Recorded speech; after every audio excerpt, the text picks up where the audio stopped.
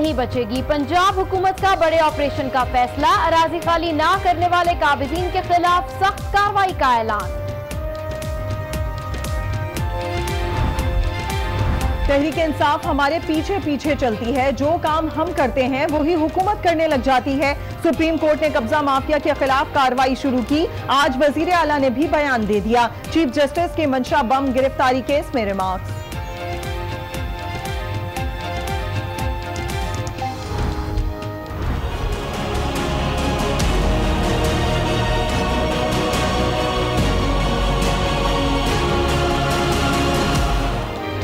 Supreme court का land mafia सरगना मंशा बम और 4 बच्चों के नाम ECL में डालने का हुक्म। मुल्जिम की सिफारिश पर तहरीक इंसाफ के MNA करामत खोकर और MP नदीम बारा की मुआफी अदालत ने कबूल कर ली।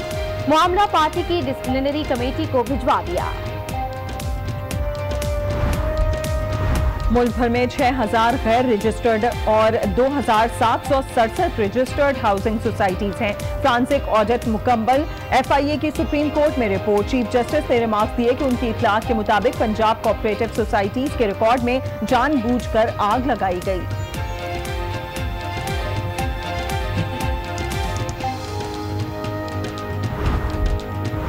नैब लाहौर ने पैरागॉन सिटी केस में ख्वाजा साद रफीक के करीबी साथी कैसर अमीन भट्ट को गिरफ्तार कर लिया। जिस्मानी रिमांड के लिए एहतसाब अदालत पेश किया जाएगा।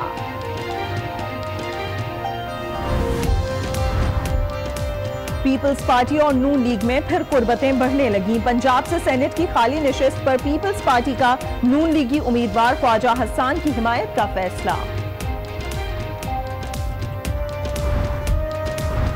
इलेक्शन कमीशन का पंजाब असेंबली के हल्का PP 217 में दोबारा इंतखाब का हुक्म। शाह महमूद कुरैशी को शिकस्त देने वाले आजाद उम्मीदवार मोहम्मद सलमान नाअहल करार। सलमान कामयाबी के बाद PTI में शामिल हो गए थे। एहतसाब अदालत में फ्लैगशिप रेफरेंस की पहली समाअत बगैर कार्रवाई के मुलतवी। नवाज शरीफ की आज हाजिरी से इस्तिस्ना की दरखास्त मंजूर। समाअत 4 अक्टूबर तक मुलतवी।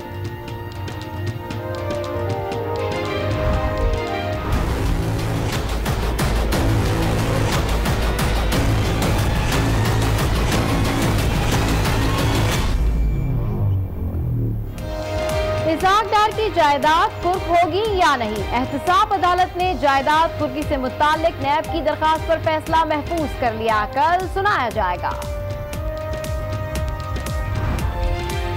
तहरीक इंसाफ ने अरशद दाद को पार्टी का सेक्रेटरी जनरल मुकर्रर कर दिया। नोटिफिकेशन जारी। जहांगीर तरीन की नाअहली के बाद ये पार्टी ओहदा खाली था। कराची यूनिवर्सिटी में नर्सरी की जमीन पर कायम बहसों के बारे मसमार। सरकारी जमीन वागुजार करा ली गई।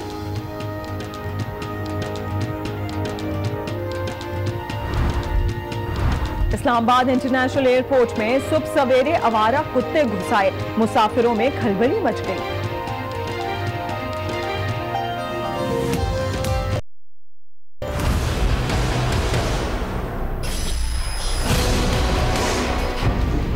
हो गया, मतलब दुर्दुल्फ हो गया कि एक तो उन्होंने सिविलियन हेलीकॉप्टर पर फायरिंग की। वजीर आजम आजाद कश्मीर के हेलीकॉप्टर पर भारतीय फौज की फायरिंग। तहरीक इंसाफ की पंजाब असेंबली में मजम्मती करारदाद जमा।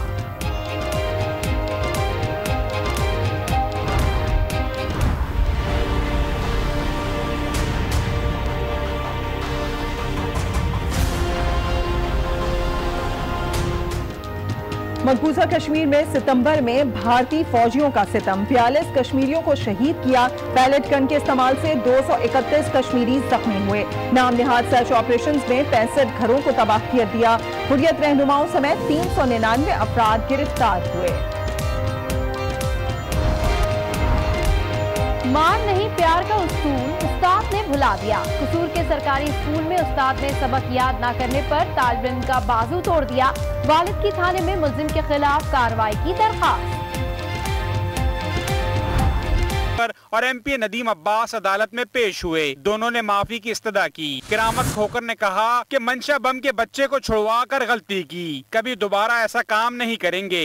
चीफ जस्टिस ने तहरीरी माफी नामा जमा कराने की हिदायत करते हुए तंबीह की। चीफ जस्टिस ने मंशा बम से मुतल्लिक पूछा तो पुलिस हुक्काम ने बताया कि मंशा बम की गिरफ्तारी के लिए छापे मार रहे हैं। मंशा बम पहले नून लीग और अब तहरीक इंसाफ के अरकान असेंबली के साथ हैं। अगर करामत खोकर मदद करें तो मंशा बम को पेश करवा सकते हैं।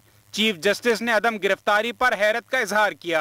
कहा कि पुलिस अफसर कहीं बम से तो नहीं डर गए, हम तो वजीर आजम को भी मामले में शामिल करने का सोच रहे थे।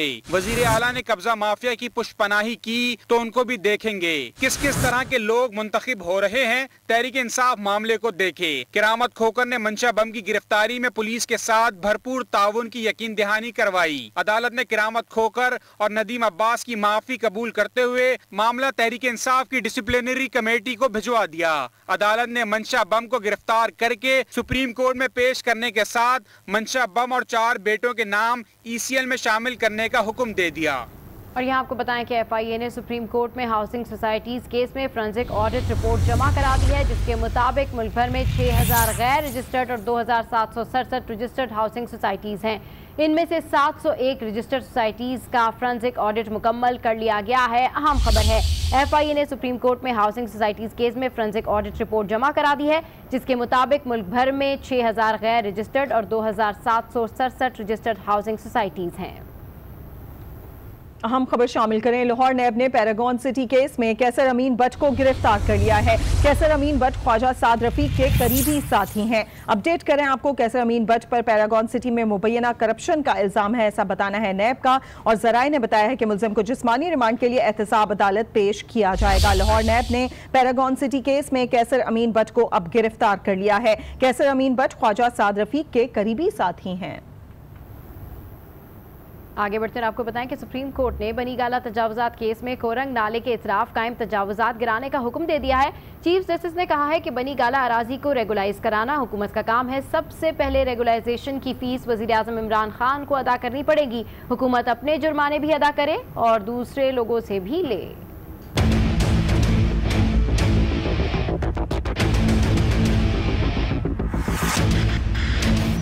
इस्लामाबाद के कोरंग नाले के अतराफ तामीरात गैर कानूनी करार। चीफ जस्टिस ने तजावुजात गिराने का हुक्म दे दिया। बनी गाला तजावुजात से मुतालिक केस की समाअत में सर्वे ऑफ पाकिस्तान की रिपोर्ट पेश की गई, जिसमें बताया गया बनी गाला के 613 कनाल अराजी पर नाजायज कब्जा है, जिस पर बनी गाला रिहायशियों के वकील लतीफ खोसा ने मौकफ अपनाया कि सरकारी निशानदही में 45 कनाल को 145 कनाल कर दिया गया और मंजूर नजर अफराद को करने की कोशिश की गई। चीफ जस्टिस ने कहा कि अब नई हुकूमत इन मामलात को हल करे। गैर कानूनी तामीरात करने वालों से जुर्माने लिए जाएं। वजीर आजम इमरान खान दरख्वास्त लेकर आए थे, ये शक था कि उन्होंने घर बनाया है या नहीं, रिकॉर्ड था या नहीं, या अब मिल गया। सबसे पहले रेगुलाइजेशन की फीस वजीर आजम को आएगी। इमरान खान के वकील बाबा रहमान ने फीस अदायगी की मोहलत मांगी और बताया कि तजावुजात की रेगुलाइजेशन के लिए मामला काबीना को भिजवा दिया गया है।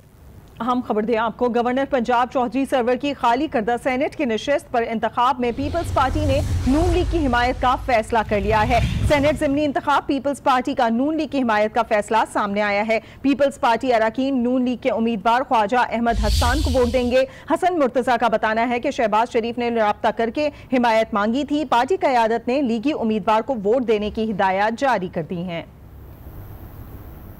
और अभी आपको बताएं कि इलेक्शन कमीशन ने जाली हल्फनामे जमा कराने पर सूबाई वजीर अलीम खान के खिलाफ कार्रवाई का हुक्म दे दिया है, जबकि मुल्तान के हल्का PP 217 से कामयाब उम्मीदवार मोहम्मद सलमान को नाअहल करार दे दिया गया है। मोहम्मद सलमान ने वजीर खारजा शाह महमूद कुरैशी को शिकस्त दी थी।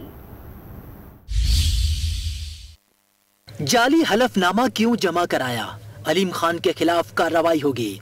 इलेक्शन कमीशन ने अलीम खान से मुतालिक सरदार अयाज सादिक की दरख्वास्त मंजूर करते हुए अलीम खान के खिलाफ कार्रवाई का हुक्म दे दिया। साथ ही सेशन कोर्ट में दरख्वास्त दायर करने की हिदायत भी कर दी। दूसरी जानिब इलेक्शन कमीशन ने आम इंतखाबात में शाह महमूद कुरैशी को हल्का PP 217 से शिकस्त देने वाले आज़ाद उम्मीदवार मोहम्मद सलमान को नाअहल करार दे दिया। इलेक्शन कमीशन के मुताबिक मोहम्मद सलमान की उम्र 25 साल से कम है। मोहम्मद सलमान कामयाबी के बाद PTI में शामिल हो गए थे।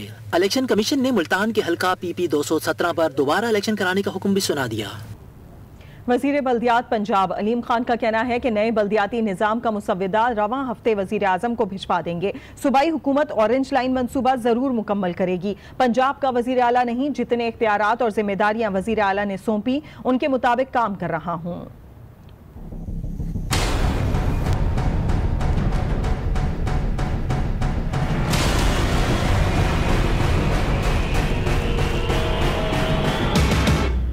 पंजाब का वजीर आला नहीं, जितने इख्तियारात और जिम्मेदारियां वजीर आला ने सौंपी उनके मुताबिक काम कर रहा हूं। पीटीआई रहनुमा अलीम खान की वजाहतें। बीबीसी को इंटरव्यू में सीनियर सूबाई वजीर अलीम खान ने बताया कि ये तासुर गलत है कि वो इमरान खान के करीबी और पंजाब के हकीकी वजीर आला हैं। जितने इख्तियारात वजीर आला ने दिए सिर्फ उतना ही काम कर रहे हैं। उन्होंने मजीद बताया कि पंजाब में नए बल्दियाती निज़ाम का मुसव्विदा तैयार कर लिया है, जो रवां हफ्ते मंजूरी के लिए वजीर आजम इमरान खान को भिजवाया जाएगा। अलीम खान का कहना था कि लाहौर में ऑरेंज लाइन ट्रेन जरूर चलेगी। सूबे के नामुकम्मल मंसूबे मुकम्मल करने में तकरीबन 4 साल लग जाएंगे।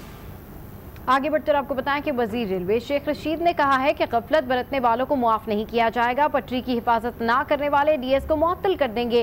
अखराजात में कटौती के लिए रेलवे के 15 ऑयल डिपोज का ऑडिट कराएंगे, जबकि सी पैक मंसूबा पाकिस्तान के लिए हैसियत रखता है। वो लाहौर में न्यूज कॉन्फ्रेंस कर रहे थे। जो डीएस अपनी पटरी की मेंटेनेंस पर ख्याल नहीं करेगा वो भी मुअत्तल हो जाएगा। ये हमारा आज डिसीजन है कि DS should be responsible for all these tracks condition, और किसी अफसर को माफ नहीं किया जाएगा गफलत बरतने पर। जो सरकारी और गैर सरकारी लोगों के पास अरबों रुपए पाकिस्तान रेलवेज के ड्यू हैं, वो जल्द अज जल्द रिकवर किया जाए। इंजनों के जो 15 ऑयल डिपो है, इसमें हमारा खर्चा है 14 बिलियन रुपीस एनुअल, जिसे कि ये 18 बिलियन तक ले जा रहे थे। इस 15 के 15 डिपुओं को हमने ऑडिट करवाने का फैसला किया है इमीडिएटली, और हमें ऐसा दिखाई देता है, अभी हम कुछ नहीं कह सकते, ऑडिट